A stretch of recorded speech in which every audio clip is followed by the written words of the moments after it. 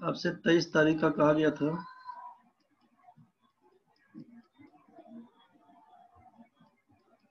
जो मॉक 6 दिया होता उसी का क्वेश्चन बनाने के लिए बोला गया था।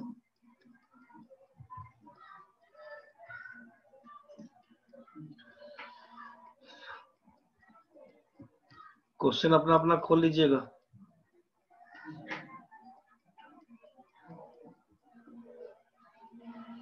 तेईस तारीख का क्वेश्चन करवा रहे हैं। पहला क्वेश्चन सबका बन गया, किसी को दिक्कत भी है? The present age of A and B in the ratio of 7:12 20 years ago, the age difference between A and B was 15 years. Then find out the sum of present ages of A and B. किसी का फंसा भी है, हो गया है? सबका हो गया ना भाई? चलिए ठीक है भाई। x मान के नहीं बनाइएगा। दो आदमी के एज के बीच का डिफरेंस हमेशा बराबर होता है। क्वेश्चन में दिया हुआ था कि ए और बी के एज का रेशियो 7:12 दिया हुआ है। 20 साल पहले का अंतर दिया था, तो 20 साल पहले जो अंतर होगा जिंदगी भर वही अंतर रह जाएगा। तो यही से सीधा काम कि 7 और 12 के बीच 5 का अंतर है। 5 रेशियो का मान 15 दिया हुआ, तो 1 का मान 3 बोलिएगा। यही से 12 में 7 जोड़ दीजिएगा, 19 या 57 बोल दीजिएगा आंसर। चलिए बढ़ते हैं आगे। ए और बी के बीच का सम पूछा गया था। क्वेश्चन नंबर 2 सबका हो गया है इसमें। क्वेश्चन नंबर 2, 2180 रुपया को एबीसी में इस प्रकार बांटना है कि ए का शेयर बटा बी का शेयर बराबर बी का शेयर बटा सी का शेयर बराबर बोल दिया 5/7। तो आपसे कह दिया इसमें कि शेयर ऑफ सी क्या होगा। किसी का फंसा तो बताइए, नहीं तो आगे बढ़ेंगे। क्वेश्चन नंबर 2 हाँ हो गया है, सबका हो गया भाई। किसी का फंसा है तो जल्दी बोलिएगा। किसी का भी फंसा है तो आप बोलिएगा, नहीं तो बन गया तो बढ़ेंगे आगे।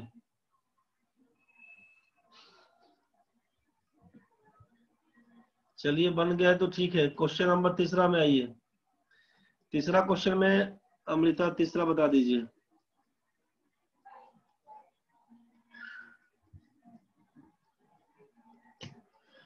तीसरा नंबर क्वेश्चन में जिसको समस्या होगा देख लीजिएगा। क्वेश्चन का लंबाई चौड़ाई देख के परेशान नहीं हो जाएगा। क्वेश्चन समझिए क्या दिया हुआ है। तीसरा क्वेश्चन दिया हुआ था आपसे कि 2 trains A and B start moving at same time from P and Q towards each other. The speed of faster train is 300 km/h and the speed of slower train is 80% of that faster train. If both trains meet at point Q, Q को R मान लीजिएगा, कोई दूसरा point होगा मान लीजिए R वहां पे, are after 11.75 hours, find ratio of distance covered by slower train to difference between distance covered by faster train and slower train. Question पहले समझ लीजिए क्वेश्चन क्या था। क्वेश्चन आपसे कहा कि ए और बी दो ट्रेन है। क्वेश्चन में कहा कि ए और बी दो ट्रेन है जो एक दूसरे की ओर चलना प्रारंभ करती है पी और क्यू दो स्टेशन से। ये बात समझ में आ गया होगा। ए का स्पीड दिया हुआ है 300 किलोमीटर प्रति घंटा है, जबकि बी का स्पीड बोल दिया 240 किलोमीटर प्रति घंटा है। आपसे बोला कि 300 का 80% के हिसाब से लेना है, यही बोला गया। 8 3 24 240। अब आगे क्या बोलेंगे? फास्टर ट्रेन मान लेते हैं इसी को। अगर ये फास्टर ट्रेन है 300 तो ये स्लोअर ट्रेन आपको दिखाएगा 240। या तो ठीक है। आपसे बोला कि इफ बोथ ट्रेन्स मीट, आपसे बोला कि सेम टाइम में चलना शुरू करती है। Both trains meet at point R after 11.75, 11.75 घंटा के बाद एक दूसरे से मिलती है। 11.75 आवर्स के बाद 11.75 घंटा के बाद मिल जाती है। तो आपसे पूछा कि find distance covered by slower train. तो पहला कहानी तो ये देखिए कि मिलेगा कहां पर। सबसे पहला काम ये सोचिए कि मिलेगा कहां पर। तो मान लीजिए कि यहाँ पे कोई पॉइंट आर बोल दिया। इसका मतलब है कि ट्रेन ए को पी से आर पर आने में, ट्रेन ए को पी से आर पर आने में जितना समय लगा, बोला कि इतना ही समय इसको भी लगेगा क्यू को आर पर आने में। तो 11.75 आवर्स का हिसाब किताब लगा। आप जानते हैं कि ये फास्टर ट्रेन है तो ये ज्यादा दूरी तय किया होगा, ये स्लोअर ट्रेन है ये कम दूरी तय किया होगा। तो आप यहाँ से ये बोले कि डिस्टेंस ट्रेवल्ड बाय ए कितना होगा, तो डिस्टेंस बराबर जानते हैं स्पीड इनटू टाइम होता है, डिस्टेंस बराबर स्पीड इनटू टाइम। तो ए के द्वारा तय की गई दूरी और बी के द्वारा तय की गई दूरी, distance travelled by A distance travelled by B कितना हो जाएगा। यही से ना काम करेंगे कि इसका 300 किलोमीटर प्रति घंटा स्पीड 11.75 के हिसाब से, और बी के द्वारा है 240 का स्पीड है 11.75 के हिसाब से। ये दोनों आइटम आपका कैंसिल हो जाएगा जब हम इसको बराबर करके मान लेते हैं या रेशियो निकाल देते हैं तब का केस। यहाँ पे distance travelled by A is to distance travelled by B, यहाँ से उड़ाइएगा तो 60 से काटिएगा 5 और ये काटिएगा 4। ये क्या बन के आया, ये बन के ये आया कि डिस्टेंस ट्रेवल्ड बाई ए द्वारा तय की गई दूरी और बी द्वारा तय की गई दूरी के बीच 5 और 4 का अनुपात है। यहाँ तक तो समझ में आया होगा। क्वेश्चन में क्या बोला, रिक्वायर्ड रेशियो अगर हम लिख दें यहाँ पे कि रिक्वायर्ड रेशियो क्या होना चाहिए, तो रिक्वायर्ड रेशियो ये था कि जो स्लोअर ट्रेन जितना दूरी तय किया, दूरी कितना तय किया रेशियो के हिसाब से 4, तो जो स्लोअर ट्रेन जितना दूरी तय किया उसको लिखिए, और जितना दूरी फास्टर ट्रेन और स्लोअर ट्रेन तय किया होगा इसके बीच का डिफरेंस बताइए। तो 5 इसका है और 4 इसका है, दोनों के बीच का अंतर 1 का है, इसका मतलब 4:1 आपका रिक्वायर्ड आंसर बनेगा। समझ में आ गया होगा। Distance travelled by A and B, यही पूछा है यहाँ पे। ये सोचिए कि ए और बी का निकाल के 5:4 का रेशियो ले आए थे, स्लोअर ट्रेन जितना दूरी तय किया उसको लिख लेना है। और उसके बाद एक बार और बताइए, क्वेश्चन में आपसे कहा कि 300 किलोमीटर प्रति घंटे का स्पीड दिया हुआ फास्टर ट्रेन का, स्लोअर ट्रेन का स्पीड है 240 किलोमीटर प्रति घंटा। 11.75 घंटा में कितना दूरी तय किया होगा, दूरी बराबर 4 गुना समय होता है। तो 300 गुना 11.75 लिख दिए ए के लिए, और 240 गुना 11.75 लिख दिया बी के लिए। 11.75 दोनों में कैंसिल है, 5 और 4 का अनुपात बन के आएगा distance travelled by A is to distance travelled by B, 5 और 4 का रेशियो। आपसे कहा कि बी जितना दूरी तय किया हुआ उसको लिखिए, तो बी 4 दूरी तय किया है 4 यूनिट, 4 को लिख दिया। और difference between the distance travelled by A and B, तो जो दूरी तय किया है ए और बी दोनों के बीच का अंतर दूरी में, तो ये 5 गया होगा ये 4 गया होगा, दोनों के बीच का अंतर 1 का है, यही 4 और 1 आंसर है। आगे बढ़ते हैं, क्वेश्चन नंबर 4 बताइए, किसी को दिक्कत हुआ तो बताइए। क्वेश्चन नंबर 4 बन गया तो ठीक है। क्वेश्चन नंबर 4 में किसी को दिक्कत तो नहीं है तो बताइए, नहीं तो बढ़ेंगे आगे। क्वेश्चन नंबर 4 में किसी को दिक्कत है तो बोल दीजिए, बन गया है। नहीं दिक्कत है, ठीक है भाई। क्वेश्चन नंबर 4 ठीक है। शिल्पी, हाँ हाँ माने क्या रे, बताना है क्या, दिक्कत है शिल्पी कि बन गया है।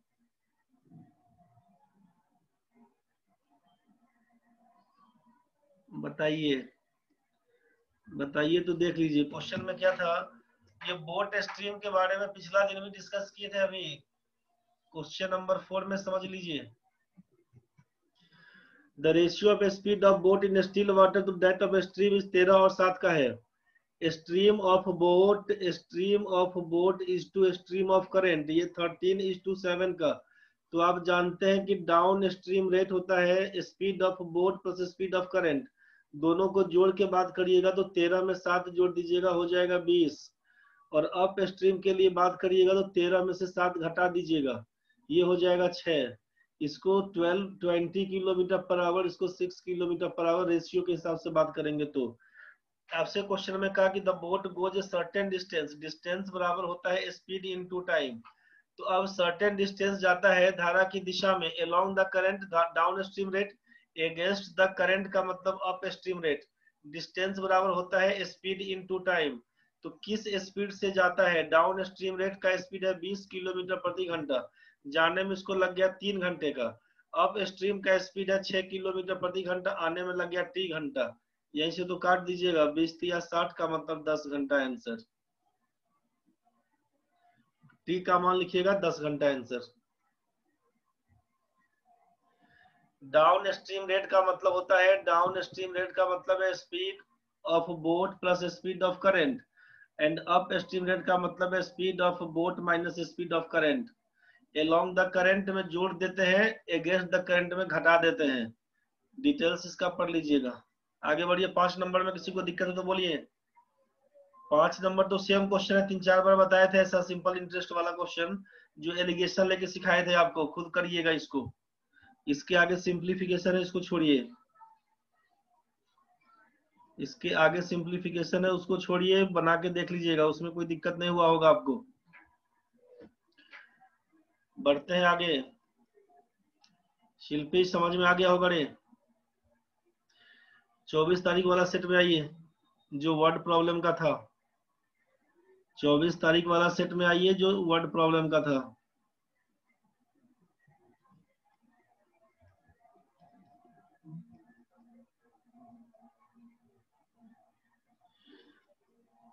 श्वेता जितना कहेंगे उतना ही करेंगे। आपसे कल भी कहा गया था कि आपका जो भी डाउट्स रहेगा उसको आप अलग से पूछिएगा। जितना आपसे कहा गया है होमवर्क में उतना ही काम करिएगा। आप अपना पूरा बनाइए, हम पढ़ने में कहाँ मना करते हैं आपको। लेकिन आपको यहाँ से जितना बताया बताया जाता है कि इसको बना के आइए, हम डिस्कस इसी को करेंगे। आपको अलग से किसी भी सेट में कहीं भी डाउट्स है, आप अलग से क्वेश्चन भेजिए, हम बता देंगे आपको। अब 23 का एक सेट और है कि 25 का सेट है, उससे हमको नहीं मतलब है। आप क्लास के बाद बतियाइए हमसे, जो भी दिक्कत है अलग से भेजिए। इसमें वही बताएंगे जो आपको ग्रुप में मैसेज किए थे 2 सेट देख कर आने के लिए। आप इसके अलावा 25 सेट बनाइए, हमको नहीं मतलब है। आपको जो दिक्कत है पर्सनल नंबर पे क्वेश्चन भेजिए, डाउट्स पूछिए, अपना काम खत्म करिए। इसमें दूसरा सेट है, उससे हमको नहीं मतलब। आप क्या लिख रहे हैं सागर जी? एक में दिक्कत है, वर्ड प्रॉब्लम है, क्या दिक्कत है रे भाई? कन्वर्जन में दिक्कत हो रहा है, किसमें रे रोहित? क्या कन्वर्जन में दिक्कत है, किसमें? अनम्यूट हो जाओ रोहित, अनम्यूट हो जाओ रे भाई। सर फर्स्ट क्वेश्चन में ही फंस गए, किसमें? 24 तारीख वाला में, दूसरा में?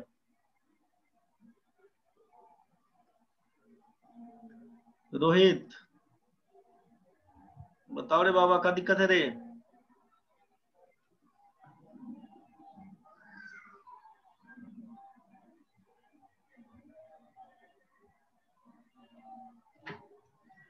रोहित आवाज सुनाई दे रही तो बताओ, पहला में दिक्कत है इसी का बोल रहा है, 24 तारीख वाला में।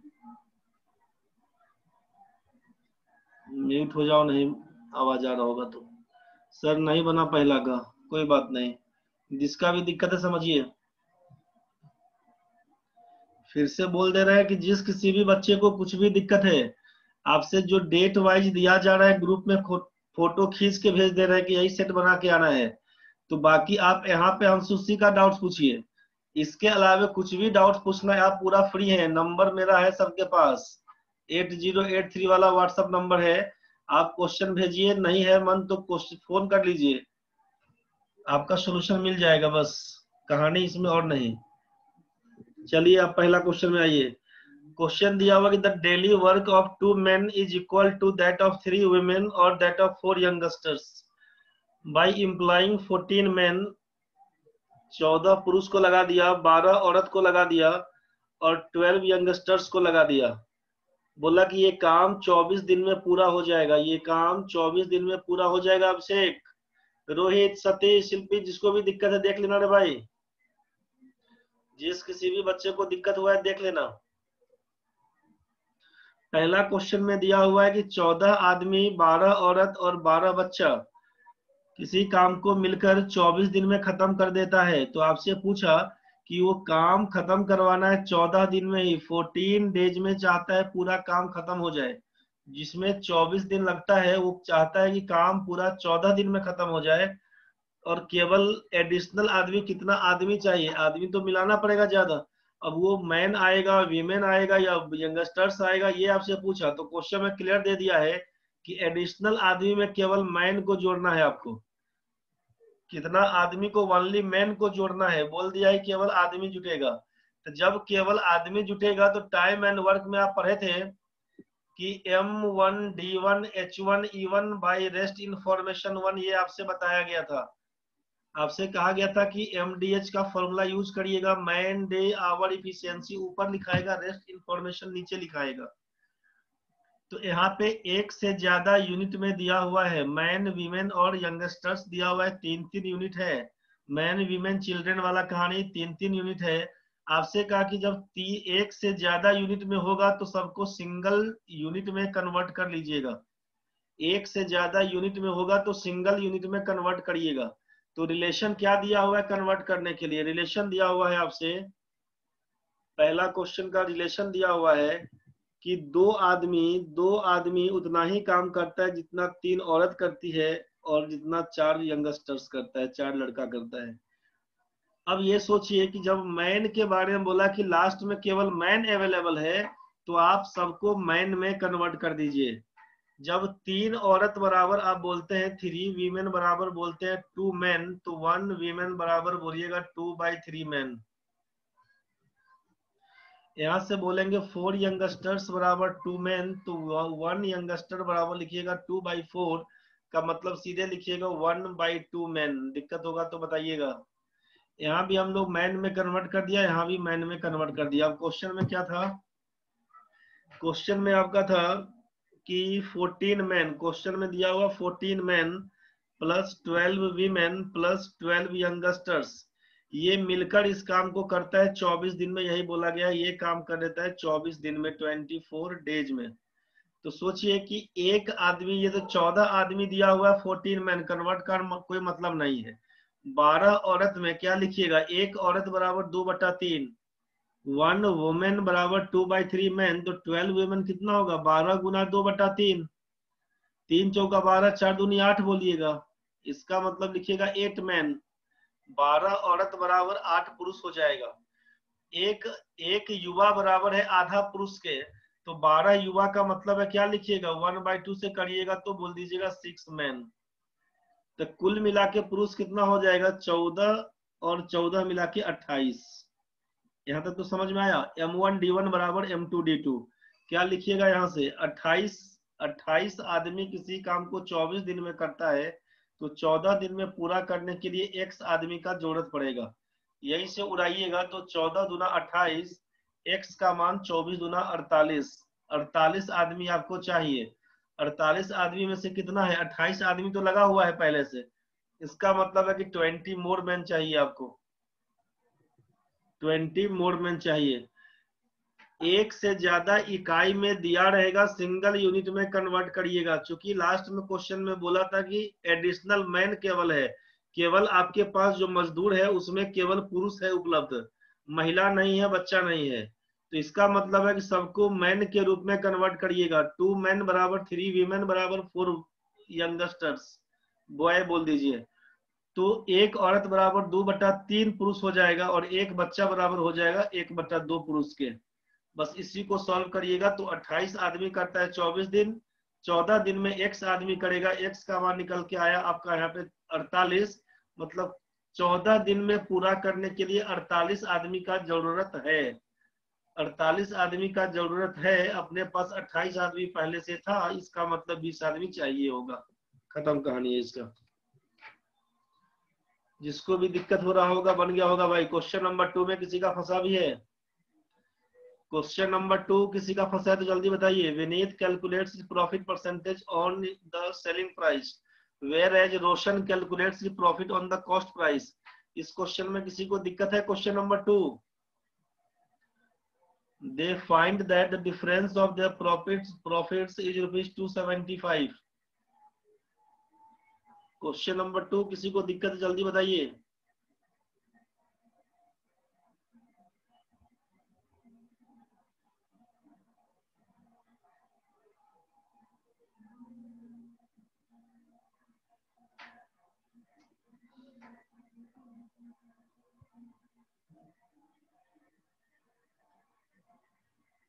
बता दीजिए। ठीक है भाई, क्वेश्चन नंबर 1 खत्म है, क्वेश्चन नंबर 2 में आइए।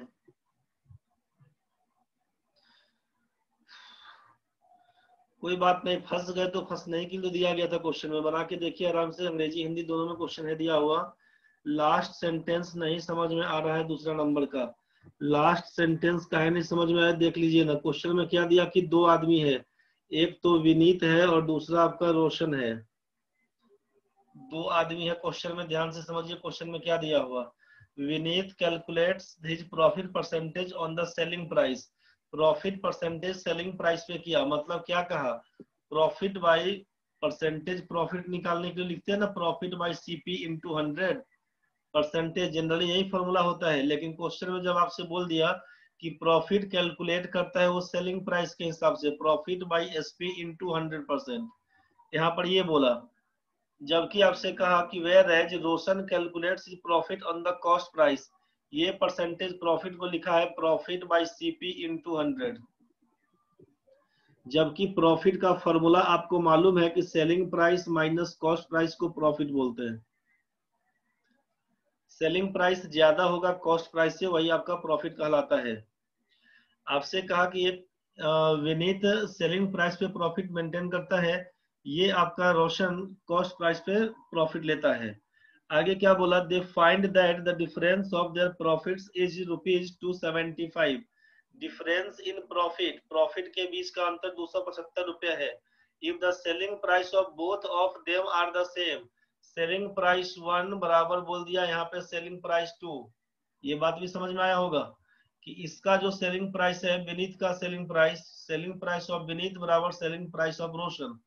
ये बात तो समझ में आ गया होगा। क्वेश्चन में बोला कि फाइंड, इसको विनीत को मिलता है 25% प्रॉफिट।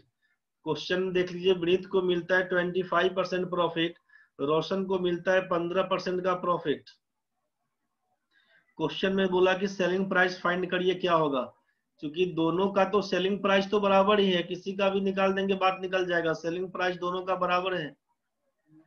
क्वेश्चन को ध्यान से समझिए क्या बोला, क्वेश्चन को ध्यान से समझिए। अगर सिंपल हम बात कर ले कि 25% का फ्रैक्शन वैल्यू क्या होगा, तो 1/4 बोलिएगा प्रॉफिट, 1/4 बोलिएगा। 15% का मतलब है 15/100 का मतलब 3/20 प्रॉफिट बता रहे थे। यहाँ तक तो ठीक है, ये ऊपर से कोई मतलब नहीं रखिएगा, ऊपर वाला केवल समझाने के लिए आपसे बोला गया है, ऊपर वाला केवल आपसे समझाने के लिए बोला गया है।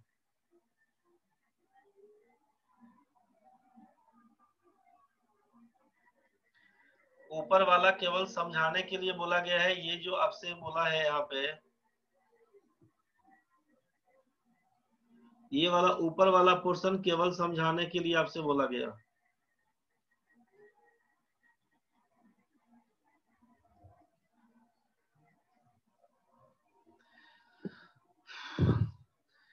तो आपको कहा क्या गया है कि विनीत वाले केस में प्रॉफिट है ऊपर 4 रुपया में 1 रुपये का प्रॉफिट। यहाँ पे 25% का क्या मतलब है, 25/100 मतलब 25 रुपया हमारा प्रॉफिट है, 100 रुपया हमारा सेलिंग प्राइस है, मतलब तो यही था इसका। क्वेश्चन नंबर 2 में ध्यान से समझिएगा कि 25% प्रॉफिट ऑन सेलिंग प्राइस, तो सेलिंग प्राइस पर प्रॉफिट है, मतलब 100 रुपया सेलिंग प्राइस, 25 रुपए का लाभ, 75 रुपया बन के आएगा हमारा सीपी। तो इसको अगर हम परसेंटेज को तोड़ के फ्रैक्शन वैल्यू में लिख दे रहे हैं अगर, तो 1/4 का मतलब क्या बोलिएगा कि 1 रुपया प्रॉफिट है, 4 रुपया सेलिंग प्राइस है। ये तो बात समझ में आया। 15% का मतलब 3/20, इसमें बोल दिए कि 3 रुपया प्रॉफिट है और आप 20 रुपया को बोल दिए हैं कॉस्ट प्राइस, क्योंकि इसमें बोला है कि सीपी पर ही मेंटेन करते हैं। सीपी पर बात बोलते हैं तो 20 रुपया में खरीदे, 3 रुपया प्रॉफिट है, इसका मतलब है सेलिंग प्राइस बन के आएगा 23 रुपया। इसमें किसी को दिक्कत है तो बताइए, यहां तक तो क्लियर है ना भाई। तो पहला केस में विनीत वाले केस में प्रॉफिट है 1 रुपए का, सेलिंग प्राइस 4 रुपए का। रोहित वाले केस में, रोशन वाले केस में 3 रुपए का प्रॉफिट, सेलिंग प्राइस है 23 रुपया। आपसे कहा गया है कि प्रॉफिट का डिफरेंस 275 रुपए का है, जबकि सेलिंग प्राइस बराबर है, मतलब प्रॉफिट और सेलिंग प्राइस का कहानी है। तो हम विनीत वाले केस में सोचिए कि प्रॉफिट और सेलिंग प्राइस बोलेंगे तो 1:4 बोलना पड़ेगा। रोशन वाले केस में प्रॉफिट और सेलिंग प्राइस बोलिएगा तो 3 और 23 बोलना पड़ेगा। आपको यहाँ पर यह भी मालूम चल गया है कि आपसे बोला सेलिंग प्राइस बराबर है क्वेश्चन में दिया हुआ, तो यहाँ का तो सेलिंग प्राइस 4 है और यहाँ का तो 23 दिया हुआ, बराबर तो नहीं है। बराबर करने के लिए क्या करिएगा, आपस में गुना कर दीजिए। इस रेशियो में 23 से गुना कर दीजिएगा और इस रेशियो में 4 से गुना कर दीजिएगा। ये कुछ बात समझ में आया होगा। उड़ गया तो बहुत बढ़िया है, नहीं समझ में आया तो बहुत बढ़िया है। यहाँ पे देखिए विनीत है, यहाँ पर समझिए, यहाँ पर विनीत है, यहाँ पे रोशन है, 2 आदमी। इसको बोल दिया कि 25% का प्रॉफिट कमाया ऑन सेलिंग प्राइस, और इसको बोल दिया 15% का प्रॉफिट ऑन सीपी। ये तो समझ में आ गया होगा। 25% प्रॉफिट का मतलब सोचिएगा कि 25/100, इसको बोल दीजिएगा प्रॉफिट, इसको बोल दीजिएगा सेलिंग प्राइस। यहाँ तक तो ठीक है। यहाँ पर 15% प्रॉफिट ऑन सीपी का मतलब बोलिएगा 15/100, इसको बोल दीजिएगा प्रॉफिट, इसको बोल दीजिएगा सीपी। इसका मतलब है एसपी कितना होगा, तो 100 रुपया में खरीदे थे, 15 रुपया लाभ, इसका मतलब 115 रुपया हमारा एसपी कहलाएगा। इसमें किसी को दिक्कत तो नहीं है भाई? बस खत्म यहीं से कहानी। अगर हम पूछेंगे अब यहाँ पे दोनों के लिए, इसके लिए बताइए विनीत के लिए कि profit is to selling price कितना, तो प्रॉफिट है 25 और ये है 100।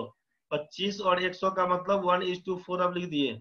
और यहाँ पर रोशन के लिए profit is to selling price, तो प्रॉफिट है 15, सेलिंग प्राइस है 115। तो यहाँ से 15 और 115 को काटिएगा तो 5 से काटिएगा 3 और 5 से काटिएगा 23। यहाँ तक तो समझ में आ गया होगा सबको। क्वेश्चन में बोला चूंकि सेलिंग प्राइस बराबर है, क्वेश्चन में बोला है चूंकि एसपी ऑफ विनीत बराबर एसपी ऑफ रोशन, ये क्वेश्चन में दिया हुआ। तो आपको यहाँ पर रेशियो तो बराबर नहीं दिख रहा था, तो नहीं दिखा तो गुना करके इक्वल कर दीजिएगा। पहला वाला में 23 से गुना कर दीजिए और दूसरे वाले में 4 से गुना कर दीजिए। 23 से गुना करिएगा तो रेशियो हो जाएगा 23:92 और 4 से गुना करिएगा तो 12:92। ये बात समझ में आया होगा? दिक्कत है तो बताइएगा, यहाँ तक तो क्लियर हो गया होगा। क्वेश्चन में दिया हुआ है कि प्रॉफिट के बीच का अंतर है 275 रुपए का, तो रेशियो में कितने का अंतर, रेशियो में कितने का अंतर, 23 और 12 के बीच 11 का अंतर दिख रहा है। 11 रेशियो का मान 275, तो 1 रेशियो का मान 25। आपसे पूछा सेलिंग प्राइस बताइए, तो सेलिंग प्राइस कितना है, दोनों बराबर है 92, तो 92 गुना 25, 2300 का 92, 2300 रुपया आंसर। 25% का प्रॉफिट सेलिंग प्राइस पर 25/100 बोल दीजिएगा। इसी को काटिएगा तो लिखिएगा आप 1/4। 15/100 को 5 से काटिएगा तो 3/20। समझ में आ गया होगा। ये 3 रुपया प्रॉफिट, 20 रुपया सीपी, 23 रुपया हमारा सेलिंग प्राइस। यहीं से काम कर दीजिएगा। 1 रुपया हमारा प्रॉफिट, 4 रुपया हमारा सेलिंग प्राइस, इसीलिए सीपी बोल देंगे 3 रुपया, तो सीपी से मतलब ही नहीं था। खत्म कहानी है यहीं पे।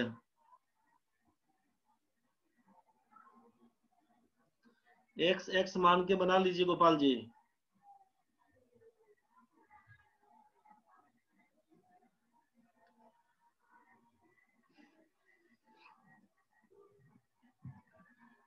गोपाल इसका सॉल्यूशन जो दिया हुआ है ना, देख लेना रे गोपाल, सॉल्यूशन दिया हुआ है, इसको देख लेना। सेलिंग प्राइस तुम्हारा 100 रुपया दिया हुआ है, जो सॉल्यूशन दिया हुआ है, सॉल्यूशन देके कोशिश करना समझने का। सेलिंग प्राइस दिया हुआ है 100 रुपया, सीपी निकालने के लिए कर दिया है।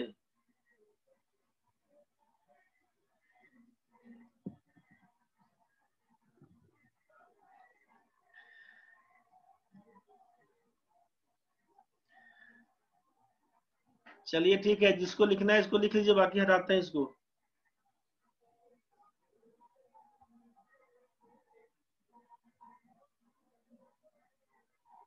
साकेत कुछ बोलना चाह रहे हैं, बताइए। अनम्यूट हो जाइए साकेत। हाँ सर। बोलिए। हेलो। हाँ बोलिए बोलिए, हाँ आवाज आ सर, रही है। जैसे उसमें जैसे क्वेश्चन में दिया हुआ है सर कि दोनों का एसपी इक्वल है, हाँ तो सर उस ऐसे सिचुएशन में एसपी को 100 नहीं मान सकते हैं?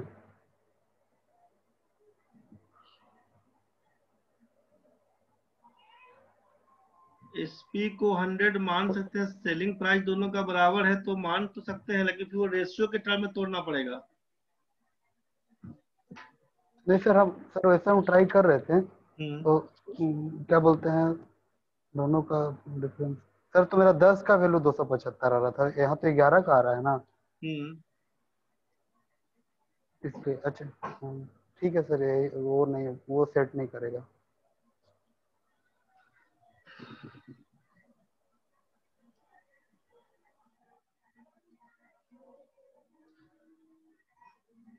गोपाल जी क्वेश्चन समझिए फिर से क्या दिया हुआ। ऐसा करते हैं ना, क्लास के बाद आप पूछ लीजिएगा फिर से, इसको एक्स पर जो बनाने का है ना, क्लास के बाद रुक के आप पूछ लीजिएगा, पहले हमको आगे बढ़ने दीजिए। क्योंकि एक्स पर करिएगा तो फिर हम बता देंगे, ऐसा कुछ नहीं है, क्लास के बाद वेट करिएगा, समझा देंगे। आगे बढ़िए। क्वेश्चन नंबर 3 में किसी को दिक्कत भी हुआ है भाई? क्वेश्चन नंबर 3, तीसरा क्वेश्चन में किसी को दिक्कत है? तीसरा नहीं बना, तीसरा नहीं बना। A finishes 6/7 of the work in 2 Z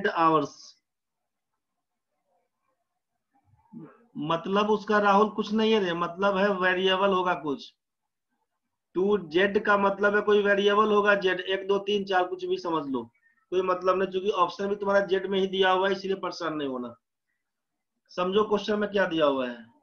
A finishes, question में दिया हुआ कि ए 6/7 काम 6/7 वर्क कर लेता है कितना दिन में? तो बोला 2Z आवर्स में। 2Z आवर्स में, ध्यान से समझिएगा। तो जब 6/7 काम कर लेता है 2Z आवर्स में, तो आपको पहले से भी बताया गया था, पिछला दिन भी जो टाइम एंड वर्क पढ़े थे हम लोग, अभी जो जिस समय से क्वेश्चन डिस्कस करना शुरू किए हैं, अभी भी बताए थे कि 1 डेज वर्क को इफिशियंसी बोलते हैं। बाकी जिसको पहले क्लास में बताए थे, बताए भी थे, अभी डिस्कशन वाले भी क्लास में बताए हैं कि एक दिन में किया हुआ काम इफिशियंसी कहलाता है, कार्य क्षमता कहलाता है, ये बताया था आपसे। 1 days work, 1 hours work, 1 minutes work, मतलब यूनिट टाइम में किया हुआ काम, work done in unit time, इसी को इफिशियंसी बोलते हैं। तो ए का इफिशियंसी क्या होगा, इसको बताइए। जब आप बोल रहे हैं कि यहाँ पे कि ए के लिए कि ए 2Z आवर्स में, 2Z आवर्स में 6/7 काम कर लेता है, 6/7 वर्क कर लेता है, तो ए का 1 आवर में कितना काम होगा? तो बोलिएगा ना 6/7 इंटू 1/2Z, इसी को सॉल्व करिएगा तो आप लिखिएगा 3/7Z, 2 से उड़ा दीजिएगा, 3/7Z वर्क ये कर लेता है ए। इसमें दिक्कत है तो बताइए, जेड देखे हैं, कंफ्यूज करके छोड़ दिए आप। जो भी लोग बोल रहा है कि नहीं बना है, जेड की जगह पे कुछ और संख्या होता, क्वेश्चन आप बना के रख देते। चूंकि जेड दे दिया है तो भैया छोड़ देना है, कोई बात नहीं, 2 से काट दीजिए, 3/7Z। ये आपका ए 1 घंटा में इतना काम करेगा, इफिशियंसी ऑफ ए निकल के आया, ये तो समझ में आ चुका होगा। हिंदी में गलत दिया है? अच्छा हुआ होगा हिंदी में गलत, नहीं पता हमको, कोई बात नहीं, गलती हो गया तो हो गया। यहाँ तक तो ठीक है भाई। अब आगे क्या दिया हुआ कि B works twice as fast as A and finishes the remaining work. A का इफिशियंसी मालूम चल गया, अब बी का इफिशियंसी हम निकालते हैं। बी का 1 आवर्स वर्क, बी का इफिशियंसी क्या है? तो बोला कि बी ए का 2 गुना गति से काम करता है, तो ए का 2 गुना गति 3/7Z, ये तो ए का इफिशियंसी था, इसमें 2 से गुना कर देंगे तो 6/7Z, ये हो जाएगा बी का इफिशियंसी। ये तो मालूम है आपको, यहां तक तो कोई दिक्कत नहीं होगा। एक दिन में कितना काम करेगा? बोलेगा 6/7Z वर्क कर लेगा। अब सोचिए कि काम बाकी कितना रह गया है। अब ए तो 2Z आवर में 6/7 काम पूरा कर लेता है, तो यहां से हम पूछे अगर आपसे कि रिमेनिंग वर्क बताइए, इसीलिए रिमेनिंग वर्क्स बताइए, तो 6/7 पूरा हो गया, मतलब 1/7 काम बाकी रह गया। 1 माइनस 6/7 करिएगा, 1 माइनस 6/7, तो क्या हो जाएगा? 1 माइनस 6/7 का मतलब 1/7 वर्क। यहां तक तो क्लियर हो गया। अब 1/7 काम बाकी है, इसको करेगा कौन? तो बोलिएगा बी करेगा। बी को कितना काम करना है? तो 1/7 काम करना बाकी है। और बी का इफिशियंसी कितना है? तो बोलिएगा 6/7 वर्क इसका इफिशियंसी है, यही ना बोलिएगा। तो इसका मतलब है कि बी पूरा काम करने में कितना समय लगाएगा? तो इफिशियंसी का उल्टा होता है टाइम। जो जितना ज्यादा इफिशियंसी से काम करेंगे तो समय कम लगेगा, कम इफिशियंसी से काम करेंगे तो समय ज्यादा लगेगा। यही ना कंसेप्ट था। अगर आपसे कह दिया है यहाँ पे कि बी का है 6/7 जेड, ये आपका इफिशियंसी, तो टाइम टेकन कितना हो जाएगा, इसी का उल्टा बोल दीजिएगा, 7Z/6 बोल दीजिएगा। ये time taken by B 7Z/6 बोलिएगा ना। 1 डेज वर्क जो निकल के आता है उसी का ना उल्टा करते थे। सोचिए कि ए किसी काम को करता है 10 दिन में, बी उसी काम को करता है 15 दिन में, ए और बी मिलकर कितना दिन में करता है, तो ए का एक दिन का काम बोलते हैं 1/10, बी के एक दिन का काम बोलते हैं 1/15। ए और बी का 1 डेज वर्क निकालते हैं तो 1/10 जोड़ 1/15, इसी को सॉल्व करके 3 2 5/30 का मतलब 1/6। 1 डेज वर्क 1/6 आया तो टाइम कितना, तो इसी का उल्टा करके बोल देते हैं 6 दिन लगेगा आंसर। इफिशियंसी का उल्टा समय लगता है भाई।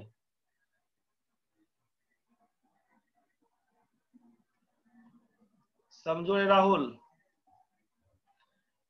एक अगर ए का इफिशियंसी 2 आम खाने का है तो बी का इफिशियंसी 4 आम खाने का होगा। ए का इफिशियंसी, यहाँ पे वर्क नहीं लिखा है, यहाँ पे ए का इफिशियंसी 1 घंटा का काम 3/7 जेड कर दिया, तो बी का 1 घंटे का काम 1 आवर्स वर्क को ही इफिशियंसी बोलते हैं। तो 3/7 जेड आया हुआ इफिशियंसी ए का, इसी में 2 से गुना कर देंगे तो 6/7 जेड। अब ये आपका बी का इफिशियंसी है, बी को समय कितना लगेगा बोलिएगा, 7Z/6 डेज, 6 आवर्स लगेगा। 7Z/6 आवर्स, जेड जेड है इसलिए कंफ्यूज हो गए आप। अब यहाँ पे क्या आंसर होगा, तो 1/7 काम बाकी है और समय कितना, तो 7Z/6।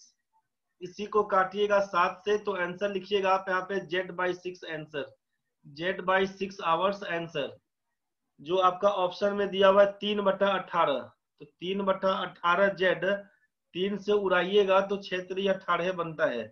मतलब ऑप्शन नंबर जो 3 दिया हुआ है वही सही है। Z/6 आपका आंसर है, 3Z/18 बोलिएगा, बात बराबर है। मेरे ख्याल से आपको समझ में आया होगा। इफिशियंसी 1 आवर्स वर्क को इफिशियंसी बोलते हैं, वहीं से काम निकालिएगा। आपका भी यही आया था, बिल्कुल सही आया था भाई। Z/6 आया था, ऑप्शन देख लीजिए, 3/18 दिया हुआ है, लगा दीजिएगा। क्वेश्चन नंबर 3 क्लियर है। 4 नंबर क्वेश्चन में किसी को दिक्कत हो जल्दी बताइए। 4 नंबर क्वेश्चन में किसी भी बच्चे को दिक्कत है तो जल्दी बताइए। 4 में नहीं सर, कोई दिक्कत नहीं है। 4 नंबर 4 में दिक्कत नहीं है किसी को, ठीक है। 5 नंबर में किसी को भी दिक्कत है तो बोलना रे भाई। 5 नंबर में किसी को दिक्कत है, 5 तो सिंपल है, जो पार्टनरशिप में करवाते हैं बस वही कहानी है, अमाउंट इनटू टाइम वाला कहानी कर दीजिएगा। 5 वाला क्लियर है। 6 नंबर में आइए, किसी को दिक्कत है तो 6 नंबर में, 6 नंबर में किसी को पूछना है तो जल्दी बताओ रे भाई। दिक्कत 6 में है जी सर, दिक्कत है। मयंक भाई सागर चल नहीं है 6 में, ठीक है। जिसको दिक्कत है देख लो भाई। क्वेश्चन नंबर 6 तुम्हारा, क्वेश्चन नंबर 6 क्या बोला है समझिए। If the ages of P and R are added to twice the ages of Q, P और R में twice the ages of Q को जोड़ दीजिए तो आंसर बोल दिया 59 है। If the ages of Q and R, Q और R को ऐड करिए thrice the ages of P, P में तो ये हो जाएगा कितना, thrice the ages of P, the total becomes 68। इसको मानिए दूसरा number. And if the ages of P is added to thrice the age of Q, thrice the age of Q, and thrice the age of R, thrice the age of R, total becomes 108। ये तीसरा equation है। Question में पूछ दिया कि what is the age of P, P का आयु बताइए। अब P का आयु बताइए, इसका मतलब Q और R से नहीं मतलब है। यहाँ पे जब 3 इक्वेशन दे दिया है, 3 वेरिएबल दिया हुआ है, तो सिंपल क्वेश्चन हो गया है, बहुत आसान। और उसमें भी आसान क्या दिख रहा है, जब क्वेश्चन को लिख लीजिएगा ना तो और सिंपल दिख रहा है कि यहाँ पर Q और R अकेला है और यहाँ पर 3Q और 3R है। बहुत सिंपल हो गया क्वेश्चन। क्वेश्चन नंबर 2 में बस इसी को 3 से बोला गुना करने के लिए। 3Q क्वेश्चन में क्या लिखिएगा तब सोचिए। इक्वेशन नंबर 2 में आप 3 से गुना करके क्या लिखिएगा, 3Q plus 3R plus 3 3 9P का मान 3 अट्ठे 24 6 18 2 20 और नीचे वाला को तीसरा नंबर सेम उतार दीजिए, P plus 3Q plus 3R। इसका मान बोल दिया 108। इसी को जब घटा देंगे ना, माइनस माइनस माइनस माइनस उड़ाएंगे, 3Q से 3Q कैंसिल, 3R से 3R आंसर कट गया। 9P माइनस P ये हो जाएगा 8P का मान, यहाँ से घटाएंगे 14 में से 8 जाएगा तो 6 और ये हो जाएगा आपका कितना 9। P का मान 12 अट्ठे 96 दिख रहा है, P का मान 12 अट्ठे 96। यही आपका आंसर है। ट्राई नहीं किए होंगे, फंस गया होगा।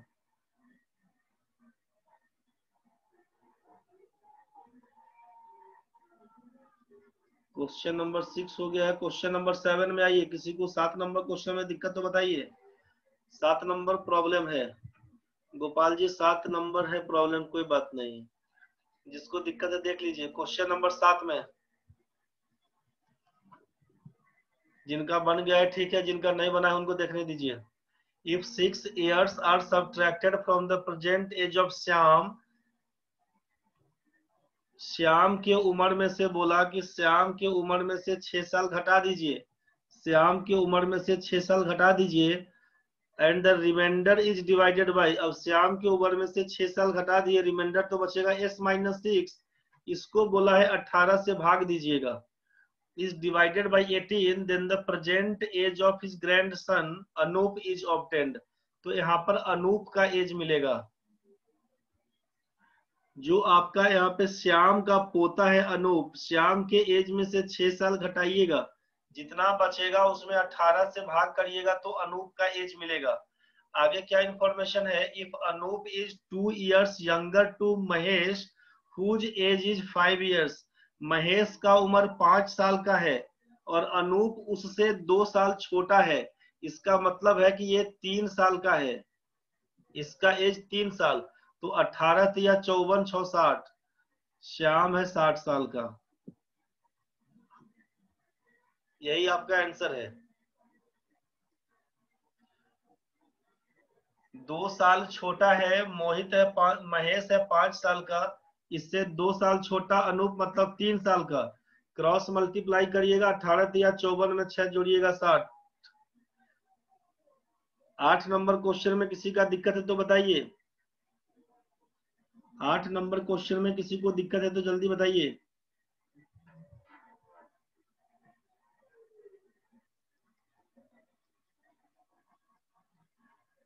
8 नंबर क्वेश्चन अभिषेक भाई नहीं बना है, अच्छा कोई बात नहीं। 8 नंबर क्वेश्चन देख लीजिए, जिसका फंसा है एक बार क्वेश्चन समझ लीजिए। इंस्ट्रक्शंस दिया हुआ है, 8 और 9 दोनों फंस गया है, अच्छा कोई बात नहीं। 8 नंबर में 8 नंबर बन जाएगा तो 9 नंबर बन जाएगा, दोनों क्वेश्चन एक ही है। आलोक है certain number of oranges, Alok के पास कुछ निश्चित नारंगी है। Shami bought 25% of the oranges and Sandeep bought 1/3 of the remaining orange. Mohit bought 50% of remaining. Mohit bought 50%। देखिए क्वेश्चन में जब इस टाइप का दिया था रिमेनिंग का, तो बड़ा आसान कंसेप्ट क्या है इसका समझ लीजिए कि जितना भी परसेंटेज वैल्यू है इसको तोड़ दीजिए फ्रैक्शन वैल्यू में, बड़ा सिंपली बन जाएगा क्वेश्चन। आप 100 मान के बनाइए, x मान के बनाइए, बनेगा। लेकिन जब ऐसा क्वेश्चन है परसेंटेज वाला भी क्वेश्चन बनाइएगा ना, मोहित ने काम खराब कर दिया, मोहित काम आसान कर दिया है रे। रोहित काम खराब नहीं करो, देखो भाई मोहित को पकड़ के पीटना पड़ेगा। देख भाई 25% कहानी किया शम्मी, इसका मतलब 1/4 बोल दीजिएगा। उसके बाद and Sandeep bought 1/3 of the remaining, जितना बचता है शेष उसका 1/3 भाग। इसके बाद सोचिए 1/3 रिमेनिंग, उसके बाद क्या बोला 1/3 remaining orange. Mohit bought 50% of remaining. अब जितना बचता है उसका 50%, तो 50% का मतलब 1/2। और उसके बाद सिद्धार्थ 4 खरीदता है, सिद्धार्थ है उसके बाद, तो ये 4 पीस खरीदता है, ये नंबर में है। तो एक बार समझिए, यहाँ पर क्या करिए, 100 पर भी आएगा साकेत, ऐसा नहीं है, x पर भी आएगा, 100 पर भी आएगा, लेकिन बनाइएगा कैसे उसको समझिए। परसेंटेज वैल्यू से फ्रैक्शन में लिख लीजिएगा। सेकेंड वाला तो फ्रैक्शन दिया ही हुआ था 1/3, 50% को 1/2 कर दीजिएगा। इसका जो डिनोमिनेटर है ना, इस तीनों आइटम को आपस में गुना कर दीजिए। ऐसा ही लेके सीआई का भी क्वेश्चन बनाने में बड़ा आसान हो जाता है। तो आप इसी हिसाब से कर दीजिएगा, 1/4, 1/3, 1/2, 4 गुना 3 गुना 2, 4 तिया 12 दुना 24, 4 तिया 12 दुना 24 कर दीजिए। चाहे इसका एलसीएम ले लीजिए, मर्जी आपका है। अगर हम एलसीएम ऑफ, जनरली एलसीएम पे काम करते हैं, एलसीएम 4 3 2 का ले लीजिए, 4 3 एंड 2, एलसीएम हो जाएगा 12। आपका मन है तो इस तीनों को आपस में गुना करके 24 लिख दीजिए, चलेगा, कोई दिक्कत नहीं है। तो अगर हम एलसीएम पे आपको दिखा रहे हैं कि एलसीएम पे कैसे बनाते हैं, तो आप यहाँ पे क्या करते हैं कि फ्रैक्शन वैल्यू में लिख लिया, उसका एलसीएम जो डिनोमिनेटर है उसका एलसीएम पकड़ लीजिए, 12 आपका एलसीएम बन के आया। मतलब हम यहाँ पर ये बोल रहे हैं कि आलोक ने, क्वेश्चन में था, क्वेश्चन दिया हुआ, Alok has certain number of oranges, Alok के पास कुछ ऑरेंज है, आलोक के पास 12 ऑरेंज है, ये सोचिएगा। आलोक के पास टोटल 12 ऑरेंज है, ध्यान से समझिएगा। अब आलोक के पास 12 ऑरेंज है, शम्मी क्या किया, शम्मी का कहानी क्या है, तो Shammi bought 25% of the oranges. अब इसका 25%, 12 का आधा, 6 का आधा 3, शम्मी 3 खरीद लेता है, शम्मी 12 में से 3 खरीद लिया, तो इसके पास रेस्ट कितना बचता है सोचिए, रेस्ट बचता है 9 पीस। यहाँ तक तो क्लियर है ना भाई। आलोक के पास 12 है, इसका 25% मतलब 3 पीस खरीद लिया, 1/4 खरीद लिया समी, तो बचता है आलोक के पास 9 पीस। अब बोला and Sandeep bought 1/3 of the remaining oranges, मतलब जो बचता है 9, इसका 1/3, तो 9 का 1/3 क्या बोलिएगा, 1/3। अब यहाँ पे संदीप के लिए बोला कि संदीप इसका 1/3 खरीदता है, 9 का 1/3 कितना, 12 का तो 1/4 आप कर दिए 3, 9 का 1/3 करिएगा 3, ये तो लिखिएगा ना भाई। 9 ऑरेंज बचा हुआ था, संदीप 3 खरीद लिया। अब आपसे पूछेगा कि बचा कितना भाई, आप बोलिएगा 6 पीस बचा हुआ है अभी भी। यहाँ तक तो ठीक है। अब क्या हुआ, इसके बाद संदीप के बाद मोहित आता है, और जो शेष बचा हुआ है रिमेनिंग अमाउंट, इसका 50% खरीद के जाता है मोहित। मोहित कितना खरीदा, तो आप बोलिएगा मोहित इसका 50% मतलब आधा, तो 6 का हाफ क्या बोलिएगा, 3 खरीदता है मोहित। अब बचा हुआ कितना है रेस्ट सोचिए, तो 6 में से 3 मोहित खरीद लिया, तो बचता है 3, अब बचता है 3। तो अब सिंपल क्या बोल रहे थे कि आपके हिसाब से जब 12 माने हैं तो 3 बचा हुआ है, और आप बोले कि सिद्धार्थ 4 खरीदता है, तो बचा हुआ है 3 जो खरीद लेगा सिद्धार्थ, और सिद्धार्थ खरीदता है 4 ऑरेंजेस। तो ये तो ओरिजिनल वैल्यू है 4, मतलब 3 का मान आप 4 बोल रहे थे, 3 का मान 4 बोल रहे थे, तो सोचिए कि 1 का मान बोलिएगा 4/3, तो 12 का मान क्या बोलिएगा, 16 बोलिएगा। ऐसे भी सीधा सीधा जोड़ लीजिए कि जब 3 का मान 4 है, ओरिजिनल वैल्यू के हिसाब से हम बात करते हैं अब, तो आप बोलिएगा कि 3 का मान 4 है। सोचिए कि यहाँ पर ये 4 बचाया, मोहित मोहित आपका 4 खरीद लिया, सोचिए यहाँ पर संदीप 3 खरीदा का मतलब 4 खरीदा, शम्मी 3 खरीदा का मतलब 4 खरीदा, तो 4 बार 4 है, इसका मतलब 16 गो आइटम था इसके पास, 16 गो आइटम था। ऐसे नहीं करने का मन है तो आपको ये तो समझ में आ गया कि 3 बचा हुआ है, 3 का मान 4 के बराबर होगा, 3 रेशियो के हिसाब से हम मान के चल रहे थे, तो 3 का मान 4 के बराबर है। जब आप बोलिएगा कि 3 का मान 4 के बराबर, तो 12 का मान किसके बराबर, आप बोलिएगा 3 चौका 12, 4 चौका 16, बोलिएगा 16 के बराबर होगा। आलोक के पास 12 ऑरेंजेस था, खत्म कहानी। 9 नंबर था, आलोक के पास कितना ऑरेंज था, आप बोलिएगा 16 पीस। 8 नंबर क्वेश्चन है, संदीप कितना खरीदा, तो समी भी खरीदा 4 गो, संदीप भी खरीदा 4, मोहित भी खरीदा 4, सिद्धार्थ भी खरीदा 4, 4 आदमी है, 4 पीस खरीदा, 16 पीस बिका गया आलोक का, खत्म कहानी। समझ में आ गया होगा भाई।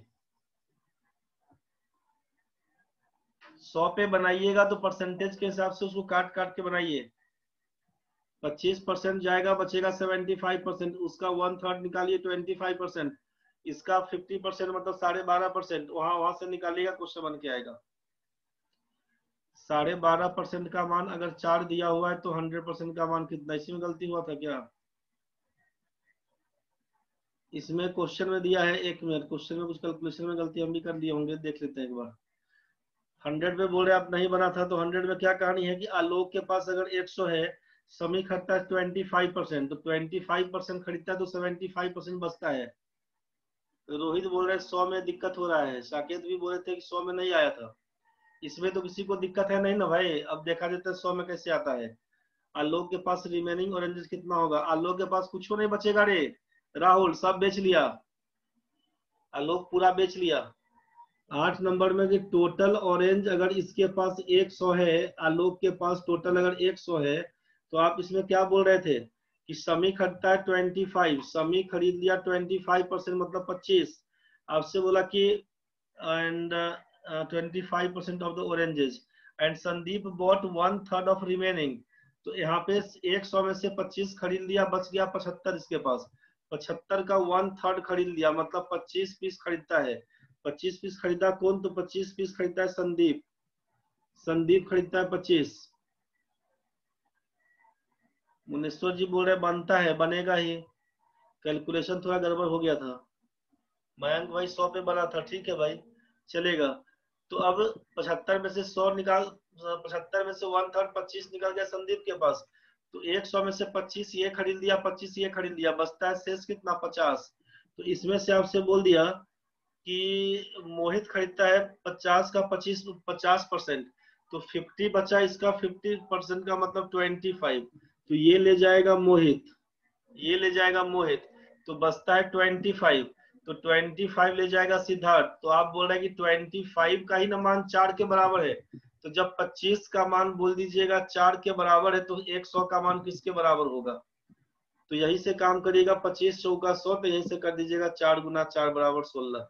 कैलकुलेशन में कुछ मिस्टेक हो गया होगा भाई लोग, इसलिए दिक्कत हो गया होगा। मुनेश्वर जी कुछ पूछना है तो बताइए, हाथ खड़ा किए हैं, बोलिए सर। सर आप जो बनाए हैं ना 1/4 1/3 लेके, उस फुल हाँ पेज को खोलिए तो। खोल दिए सर। सर ये सेकंड वाला रिमेनिंग का 1/3 बोला है सर, तो 1/4 ना होगा मेरे हिसाब से, आप कैसे बनाए उसको नहीं समझ पा रहे हम। नहीं तो आप ही के हिसाब से 1/3 करेंगे कि 1/4 किसका बोलना चाह रहे हैं आप? नहीं, जैसे कि पहला तो 1/4 खरीद लिया ना लोग से, जो पहला हाँ इंसान है, दूसरा शेष का 1/4 खरीदा है, मतलब 3/4 का ना 1/4 खरीदेगा, 1/3 खरीदेगा। आलोक के पास 12 गो लाए थे, इसमें तो कोई दिक्कत नहीं था। आलोक के पास 12 गो ऑरेंज था पहले से, समझ गए ना? 4 3 2 का एलसीएम 12 निकाल दिए। अच्छा यहाँ तो ठीक है भाई। 12 में से आप बोले कि 25% समी खरीदेगा, तो 12 का 25% मतलब 1/4, 3 समी खरीद लिया। अब जो शेष बचता है, 12 में 3 खरीद लिया तो बचता है 9, इसका 1/3 संदीप खरीदेगा, तो 9 का 1/3, 9 इंटू 1/3, तो 3 बचेगा संदीप के लिए। अच्छा, इस हम दूसरा टाइप से बनाए थे सर तब तो। कैसे ही बनाइएगा 16 आंसर आएगा, इसका भी 4 होगा संदीप का, बुझ गए? ठीक है। कैलकुलेशन सही था, बट 25 लास्ट में आया, उसके बाद वैल्यू 4 के इक्वल नहीं किए थे, वैसे ऑप्शन से बन गया था। चलिए बनाने से मतलब है भाई, ठीक है भाई मुनीश्वर। तो म्यूट होके साइड हो गया रे मुनीश्वर। चल भाई ठीक है, 8 9 हो गया है। 10 नंबर में किसी को दिक्कत तो बताइए। ठीक है भाई, ठीक है मुनीश्वर। 10 नंबर में किसी को दिक्कत है तो जल्दी बताइए। 10 नंबर में किसी को दिक्कत है तो बताइए, बन गया तो बढ़ते हैं आगे। 11 नंबर में आइए, ड्रास्टिक। 11 नंबर में किसी को दिक्कत तो बताइए, वहां का तो पहले बन जाता है अब।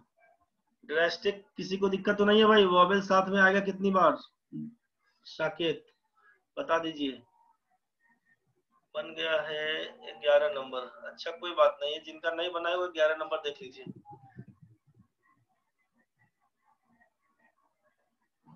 ड्रेस्टिक क्या काम करिएगा समझ लीजिए। 11 नंबर में क्या है, बोला है कि वॉल्यूम वॉवेल्स हमेशा साथ में आएगा। वॉवेल को साइड करिए, कॉन्सोनेंट्स को साइड करिए। वॉवेल क्या था, ए और आई वॉवेल है, कॉन्सोनेंट क्या है तो डी आर एस टी और सी।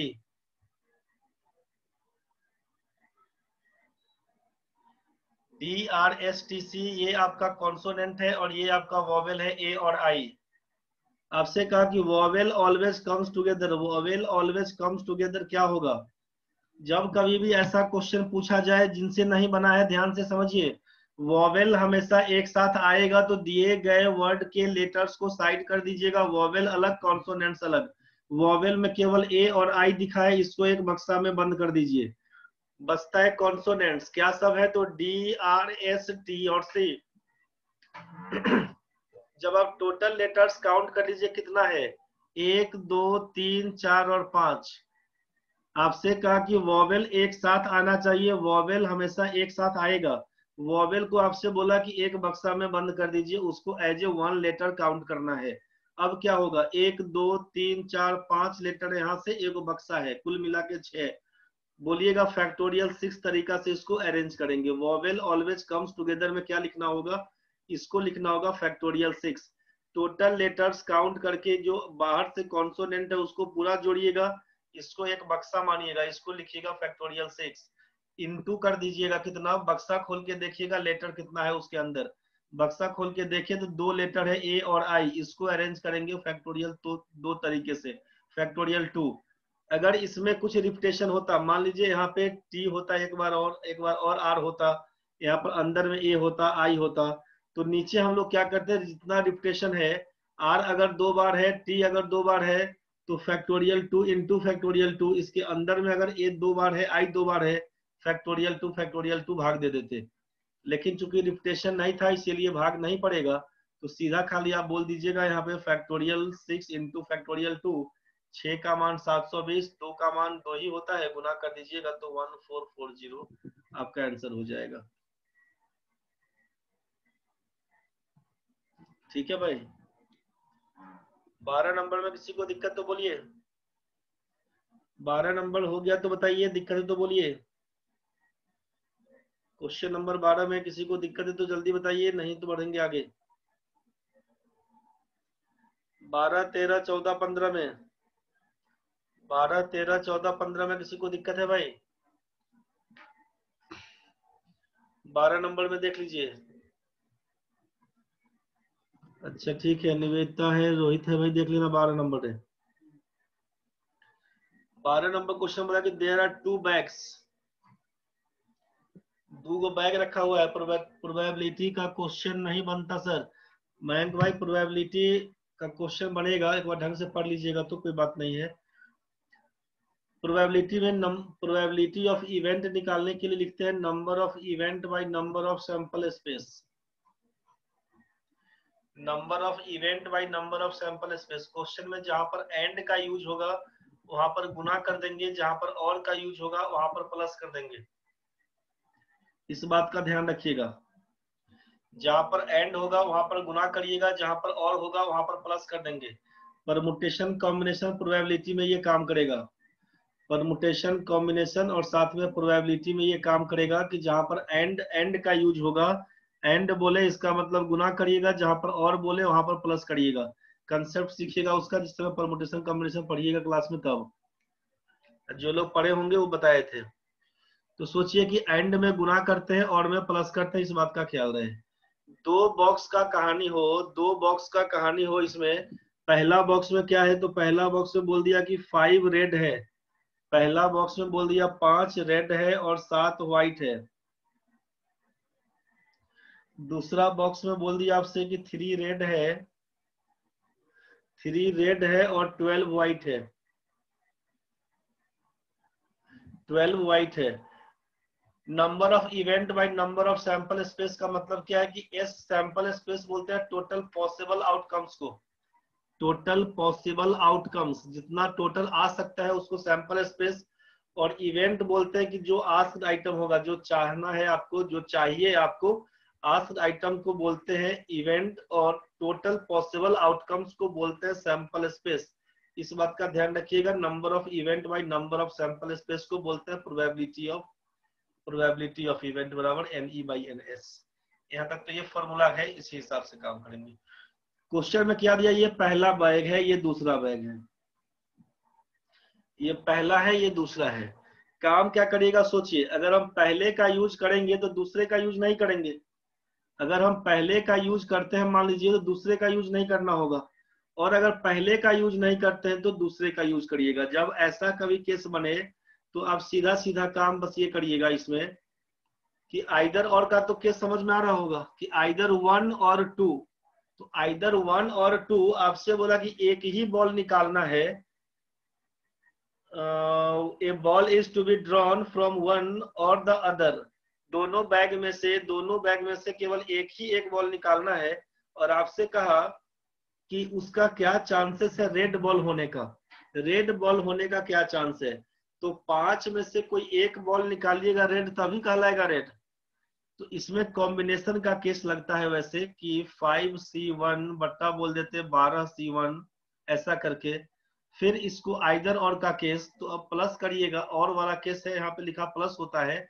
सेकेंड वाला में 3 रेड है और 12 व्हाइट है, कुल मिला के 15 बॉल है अपने पास, 15 में 3 रेड है, तो बोलिएगा 3C1, कोई भी 3 में से एक चुन सकते हैं, 3C1, और टोटल 15 है।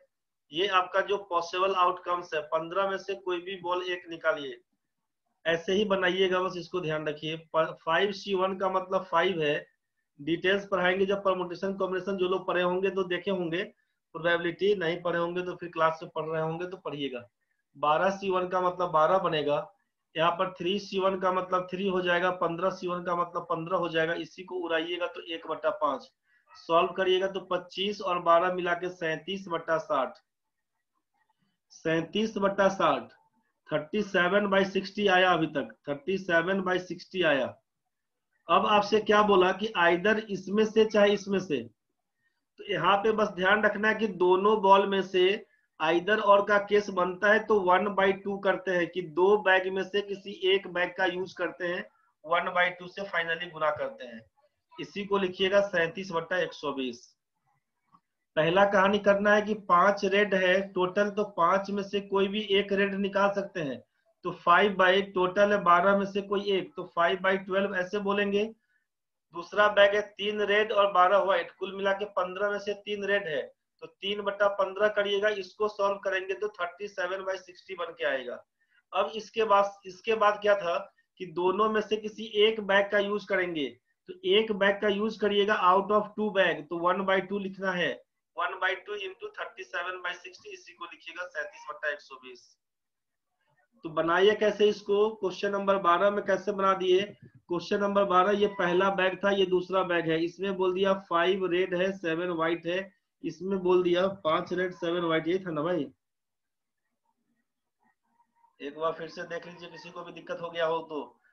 5 रेड 7 व्हाइट, और इसमें बोला कि 3 रेड है और 3 रेड है 12 व्हाइट है, 12 व्हाइट है। तो आगे क्या बोल दिया गया, क्या करने इसमें,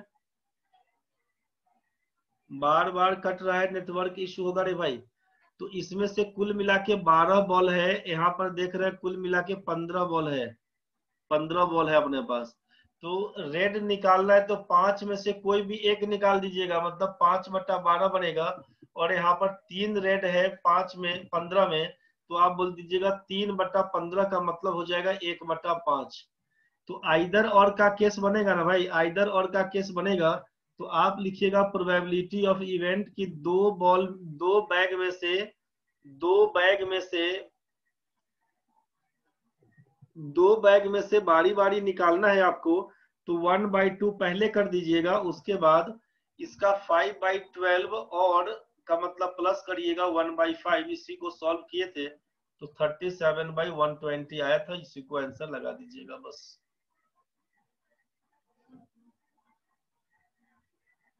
कुछ तो बुझाया होगा, बाकी क्वेश्चन को 3-4 बार बनाइएगा, एक सेट को ही 5 बार बनाइएगा तो मजा आएगा धीरे धीरे। चलिए बढ़िए आगे 13 नंबर में बोले हैं दिक्कत है। 13 नंबर में क्या है दिक्कत हो गया रे? An amount of money is to be divided among P Q and R. 13 number में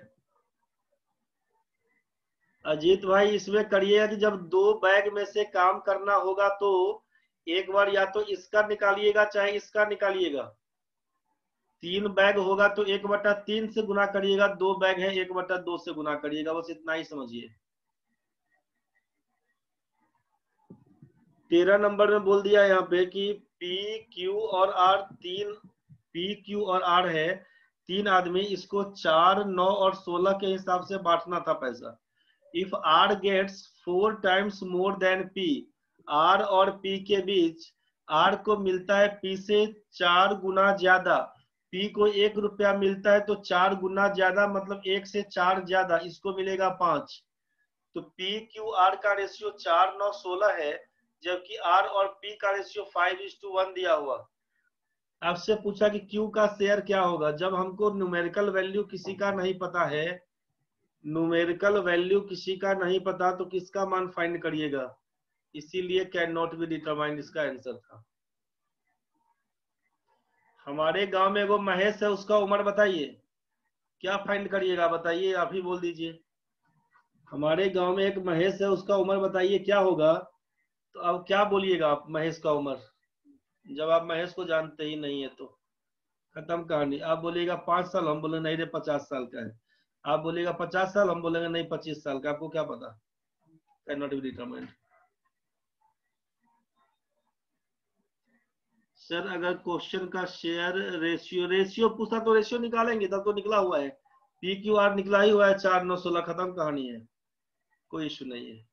रेशियो पूछता, रेशियो दिया हुआ। 14 नंबर में किसी को दिक्कत तो बताओ, 14 नंबर में किसी को दिक्कत है? महेश हमारे सही बोल रहे हैं। चलिए इसमें क्या करिएगा, 15 बताइए। अच्छा 14 में किसी को दिक्कत नहीं है, सबका ठीक है। 14 नंबर किसी को दिक्कत नहीं है, बहुत बढ़िया। बताइए रोहित भाई क्या बोले, 14 बताने के लिए बोल रहे हैं। मुनेश्वर बाबा बोले 15 बताइए। रोहित आप बोल रहे हैं क्या बताइए, 14 बता दें रोहित? हाँ सर ठीक है। रोहित भाई बोले 14 बताइए। The cost price of 3 varieties of apples A, B और सी, 3 टाइप का एप्पल है। इसमें बोल दिया कि एक है 20 रुपए प्रति केजी का, दूसरा है आपका 40 रुपए प्रति केजी का, और तीसरा है 50 रुपया पर केजी का। समझिएगा रोहित, 3 टाइप का आइटम है, 20, 40 और 50 के हिसाब का है। Find the selling price of 1 kg of apple in which these 3 varieties of apple are mixed in the ratio 2:3:5। ये आपसे बोला कि 2:3:5 के हिसाब से मिला देना है। मतलब ये सोचना है कि 2, 3, 5 के हिसाब से, यहाँ पर ये सोचिए कि 2, 3, 5 के हिसाब से, मतलब ए टाइप का है 2 kg खरीदा, बी टाइप का 3 kg खरीदा, और सी टाइप का है 5 kg खरीदा। क्वेश्चन में बोला कि such that there is a net profit of 20%। आपसे बोला कि 20% के प्रॉफिट पर क्या होना चाहिए दाम इसका। 20% के प्रॉफिट पे, 20% का प्रॉफिट पे पूछा आपसे कि such that find the selling price of 1 kg। Selling price find करना है 20% के प्रॉफिट पर। क्वेश्चन में सोचिए कि आपसे बोला कि 20 रुपया किलो है, 40 रुपया किलो है, 50 रुपए का किलो है। 20, 40 और 50 के हिसाब से है, 20, 40 और 50 के हिसाब से है बोला। अब आपसे बोला है कि 2, 3, 5 किलो है, तो 20 रुपया के हिसाब से 2 किलो खरीदिएगा 40 रुपया खर्चा होगा। 40 रुपया के हिसाब से 3 किलो खरीदिएगा 120 रुपया खर्चा होगा। 50 रुपया के हिसाब से 5 किलो खरीदिएगा 250 रुपया खर्चा होगा। कर करा के हो गया 160, मतलब 410 रुपया आपका खर्चा हुआ। कितना किलो में? 410 रुपया खर्चा किए। कितना केजी का? 5, 3, 8, 2, 10 किलो का। तो 1 किलो का दाम 1 kg मिक्स्ड एप्पल्स का दाम निकल के आया 41 रुपया। ये बात समझ में आया? मिक्सचर लगाने के बाद आप बोल दिए चूंकि ये इसका सीपी है, सीपी ऑफ 1 kg मिक्सचर 41 रुपए का है। अब आपको निकालना है सेलिंग प्राइस। अब आपको निकालना है सेलिंग प्राइस क्या होगा, तो 41 का 20% का प्रॉफिट मतलब 120/100 बोल दीजिएगा। 0 कैंसिल, 12 एकम 12, 12 चौका 48 से 49.2 रुपया, 49 रुपया 20 पैसा के हिसाब से बेच लीजिए। 49 रुपया 20 पैसा के हिसाब से बेच लीजिएगा। रोहित समझ में आ गया होगा? रोहित समझ में आ गया होगा? 15 नंबर क्वेश्चन में आइए। कैलकुलेशन बोल रहे हैं लंबा है इसलिए दिक्कत हो गया सत्य। 15 नंबर में कैलकुलेशन लंबा है, छोड़ दिए है आप क्वेश्चन पढ़ने के बाद। ए एंड बी क्वेश्चन में दिया हुआ है कि A and B start business with investments of rupees 24,000 और 28,000 रिस्पेक्टिवली। ए और बी दो आदमी है। ए लगाता है 24,000 रुपया और बी लगाता है 28,000 रुपया। यहाँ तक तो ठीक है रे भाई। After 4 months C joins, after 4 months C joins, 4 महीना के बाद सी आता है। C joins them with certain investment, कुछ पैसा लेकर। Total profit at the end of the year was 119, क्या लिखा है 19950, 19,950 टोटल प्रॉफिट